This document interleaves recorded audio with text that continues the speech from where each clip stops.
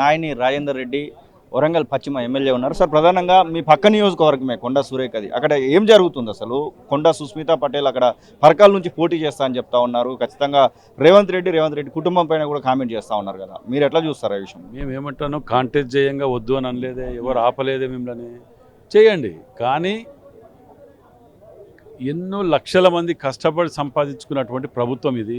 మా మీద కేసులు అని పాదయాత్రలు, ముఖ్యమంత్రి రేవంత్ రెడ్డి గారు పాదయాత్రలు, బట్టి విక్రమార్క గారి పాదయాత్రలతో చేసుకుంటూ వచ్చినటువంటి ప్రభుత్వం ఇది.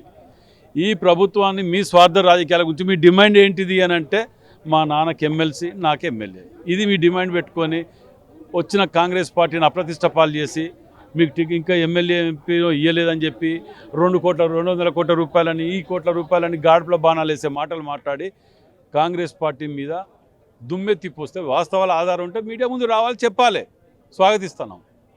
కానీ ఏదో గాడుపుల బాణాలు వేసి వచ్చిరాని మాటలు మాట్లాడుకుంటూ పోవడం మంచి పద్ధతి కాదు. వారనే కాదు, పదవుల గురించి, స్వార్థ రాజకీయాల గురించి ఎవరైనా ఈ మధ్యకాలంలో 2-3 నెలలకెళ్ళి చాలామంది బయటకు వచ్చి మాట్లాడడం జరుగుతుంది. సస్పెండ్ కూడా చేయడం జరిగింది. ఇమ్మీడియట్ యాక్షన్ తీసుకోవాలి. వీడియో రికార్డ్, ఆడియో రికార్డు ఉన్న ఇంకా దానికి ఎంక్వైరీ ఏంటిదండి?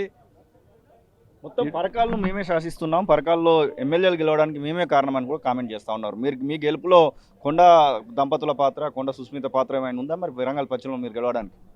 నాకు ప్రచారానికే ఇవ్వాలి రాలే కదా. నా ప్రచారానికి నా దగ్గర మీటింగే పెట్టే, ఎవరి మీకు తెలుసో తెలియదో, ముఖ్యమంత్రి రేవంత్ రెడ్డి గారు రాలే. వాళ్ళ కాన్స్టిట్యున్సీలో రాహుల్ గాంధీ గారు వచ్చిండ్రు, రేవంత్ రెడ్డి గారు వచ్చిండ్రు, బట్టి విక్రమార్క గారు వచ్చిండ్రు. నా కాన్స్టిట్యున్సీలో ఎవరు రాలే. ఛత్తీస్గఢ్ సీఎం గారు వచ్చిండ్రు, విజయశాంతి గారు వచ్చిండ్రు. వీళ్ళు మరి మేము వాళ్ళు గెలిపించుడేంటో నాకు అర్థం. నన్ను వాళ్ళు గెలిపించినట్టయితే మొన్న పార్లమెంట్ ఎలక్షన్లో 12 నియోజకవర్గాలు ఉన్నాయి మా జిల్లాలో. 11 ఇట్లల్లో కాంగ్రెస్ పార్టీకి మెజార్టీ వచ్చింది. మరి మీ దగ్గర 9,000 మైనస్ ఎందుకు వచ్చింది? మీరు ఇన్ని గెలిపించిన వాళ్ళు, రేవంత్ రెడ్డి గారిని ముఖ్యమంత్రి చేసిన వాళ్ళు, పీసీసీ చేసిన వాళ్ళు, 4-5 నియోజకవర్గాలు గెలిపించిన వాళ్ళే కదా. మరి ఎందుకు ఇక్కడ ఇట్లా మిస్ అయింది? దానికి జవాబు చెప్పాలి ప్రజలు. సురేఖకు షోకాజ్ నోటీస్ ఇచ్చినాక 3 గంటలలో తను రిప్లై ఇచ్చింది, నా బిడ్డ చేసినటువంటి వ్యాఖ్యలకు నాకు సంబంధం లేదంటూ. 3 రోజులు అధిష్టానం టైం ఇచ్చినప్పటికి కూడా అంత టైం కూడా తీసుకోలేదు.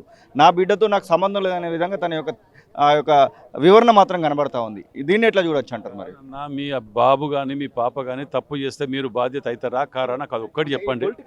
పొలిటికల్గా ఎందుకు ఉండదు? ఉండనప్పుడు గతంలో మరి ఎందుకు తీసుకొచ్చినావు? గతంలో తిట్టింది కదా. తిట్టినప్పుడు మరి పీసీసీ దగ్గరికి, సీఎం దగ్గరికి పట్టుకొని ఎందుకు తిరిగినావు? నీకు సంబంధం లేదు, నీకు ఇది లేదు కదా, మరి ఎట్లా తిరిగిండు మీరు? అంటే ఎన్నిసార్లు ఉంటుంది ఎగ్జామ్షన్ అనేది? ఓ టైము, పద్ధతి, మాట ముచ్చట ఏమి ఉండదా? ఏది నోటికి వస్తే అది మాట్లాడటమేనా? నీకు పదవి ఇస్తే మంచోడు, ఇవ్వకపోతే 200 కోట్లు తిన్నోడవుతాడా? ఇదా మీ సంస్కృతి? అంటే ఎండోమెంట్ డిపార్ట్మెంట్లో జరిగేటువంటి ప్రతి కార్యక్రమంలో తన తల్లిని పిలవట్లేదు అనేటువంటి ఆవేదన కూడా కనబడతా ఉంది. మేడారంలో జరిగినటువంటి పనులు కానివ్వండి, వేరే విషయాలు పిలవలేదు, మేము అందుకని అటెండ్ కాలేదన్నట్టు మాట వినబడతా ఉంది. నిజంగానే అట్లే ఉందా కాంగ్రెస్ ప్రభుత్వ పాలన? బ్రదర్, మా దాంట్లో ఏదుకున్న ఆఫీస్కి వెళ్ళి క్లియర్గా ఇన్ఫర్మేషన్ పోతే ఇన్వైట్ చేస్తారు, పిలుస్తారు. దేవాదాయ శాఖ మంత్రి వారు 4 పిలవవలసింది పోయి ఆమెను పిలవలేదంటే అర్థం ఉండాలి భయ్యా.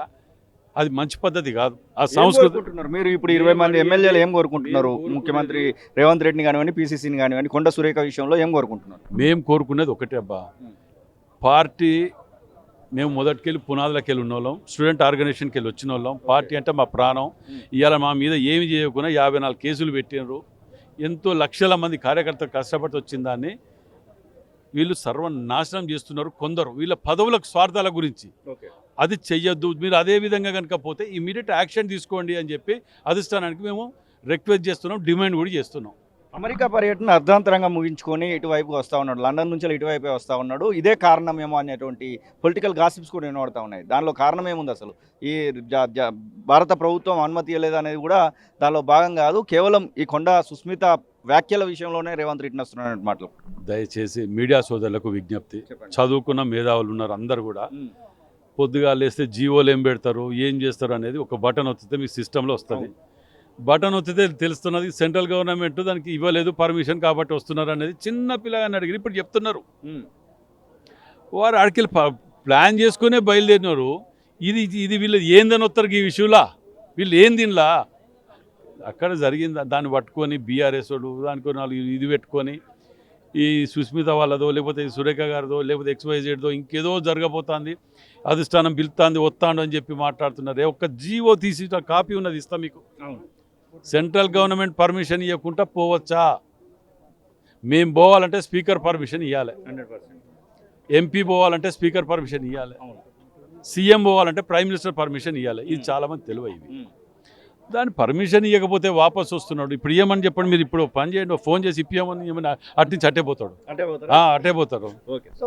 ఇది నాయని రాజేంద్ర రెడ్డి చెప్తున్న మాట. మొత్తం మీద బర్తరఫ్ చేయాల్సిందే, పార్టీకి అనుకూలంగా మాట్లాడితే ఓకే, అనుకూలంగా ఎవరికి మాట్లాడకపోయినా కానీ వారిని బర్తరఫ్ చేయాల్సిన మాట అయితే వారు చెప్తున్న పరిస్థితి. కెమెరా పర్సన్ అజయ్తో కలిసి శ్రీనివాస్ తొలివెలుగు, అసెంబ్లీ, హైదరాబాద్.